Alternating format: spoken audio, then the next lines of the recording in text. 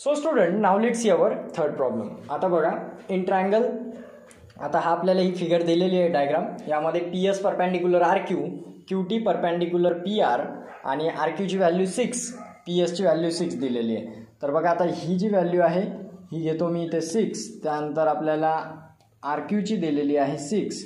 त्यानंतर आपल्याला काय म्हटलं, क्यू टी काढायची आहे, सो ही फाइंड आउट करायची आहे. आणि पी आर आपल्याला दिलेली आहे 12. तर अशा प्रकारे आपण ह्या 3 व्हॅल्यूज आपल्याला दिलेल्या आहे आणि क्यू टी काढा म्हटलेलं आहे. तर बघा, सिम्पल आहे. आपण कन्सिडर करू आता ट्रायंगल पी क्यू आर. बघा, हा पी क्यू आर ट्रायंगल जर आपण कन्सिडर केला तर यामध्ये ही एक हाईट आहे आणि याच ट्रायंगलची ही सुद्धा हाईट आहे. 2 हाईट आहेत आणि ही बेस आहे. ठीक आहे. आणि जर कन्सिडर केलं तर आर क्यू एक बेस आहे दुसऱ्या प्रकारे. ठीक आहे. सो नाव आता याला आपण सॉल्व करू in triangle P Q R. बघा, पी क्यू आरला आपण पहिल्यांदा आपण असा कन्सिडर करू, पी क्यू आर या ट्रायंगलमध्ये area of triangle P Q R याला 2 प्रकारे लिहिता येते. पहिला प्रकार, area of triangle P Q R equals to 1/2 into एक बेस दिलेली आहे R Q multiply by height दिलेली आहे. जर आपण आर क्यू बेस घेतली तर हाईट आहे पी एस. ठीक आहे. जर आर क्यू बेस घेसाल तर हाईट आहे पी एस आणि परत in triangle P Q R. ठीक आहे. In triangle P Q R आता इथे मी लिहितो परत याचा area of triangle. Area of triangle P Q R परत त्याचाच घेतो मी, फक्त आता वेगळ्या प्रकारे घेतो. 1/2 याची बेस असा मी कन्सिडर करतो पी आर. ठीक आहे. ही जर मी पी आर कन्सिडर केली तर बघा काय होतं, पी आर आहे बेस आणि हाईट काय असेल मग क्यू टी.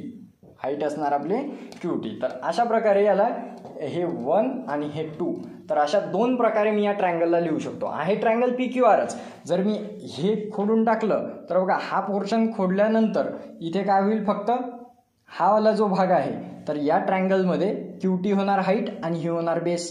जर मी आता आर क्यू बेस पकडली तर याची हाईट झाली पी एस. अशा प्रकारे वेगवेगळ्या अँगलने याला घेता येतं. आता या दोन्हीचा जर आपण रेशो काढला, आता मी काय करतो, इथे रेशो घेतो. एरिया ऑफ ट्रायंगल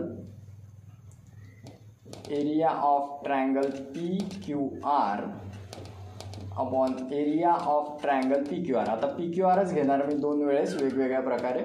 सो 1/2 तर तसंही कॅन्सल होणार, फक्त डायरेक्ट मी बेस आणि हाईट टाकतो. बघा, इथे R Q multiply by P S divide by P R multiply by Q T. आता यामध्ये बघा, हे दोन्ही पण कॅन्सल होतील, तर इथे काय उरेल, फक्त 1.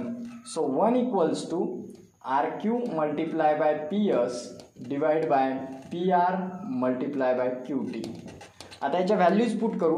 बघा, 1 इक्वल्स टू आर क्यूची व्हॅल्यू आपल्याला दिलेली आहे 6 मल्टिप्लाय बाय पी एसची व्हॅल्यू आहे 6 डिवाइड बाय पी आरची व्हॅल्यू आहे 12 multiply by Q T. So आता क्यू टी जर मी हा डिवाइडमधला इकडे मल्टिप्लायमध्ये नेला तर क्यू टी इक्वल्स टू होईल 6 6 जा 36 डिवाइड बाय 12 आणि 12 1 जा 12, 12 3 जा 36. So Q T equals to 3. अशा प्रकारे आपल्याला क्यू टीची व्हॅल्यू मिळते. आपण इझिली ही फाइंड आउट करू शकतो. तर आता तुमच्या लक्षात आलं कसं सॉल्व करायचं. खूप सोपे प्रॉब्लेम्स आहे. प्रॅक्टिस सेट 1.1 हा खूप इझी आहे. फक्त तुम्हाला काय करायचं, रेशो ऑफ एरिया ऑफ 2 ट्रायंगलचा फॉर्म्युला लावायचा आहे. 2 ट्रायंगल दिलेले आहेत, ते ओळखायचे. फक्त ते ओळखता आले पाहिजे डायग्राममधले की कोणते 2 ट्रायंगल्स घ्यायचे आणि त्या 2 ट्रायंगलचा रेशो घेऊन तुम्ही इझिली फाइंड आउट करू शकता. आता बघू आपला 4th प्रॉब्लेम.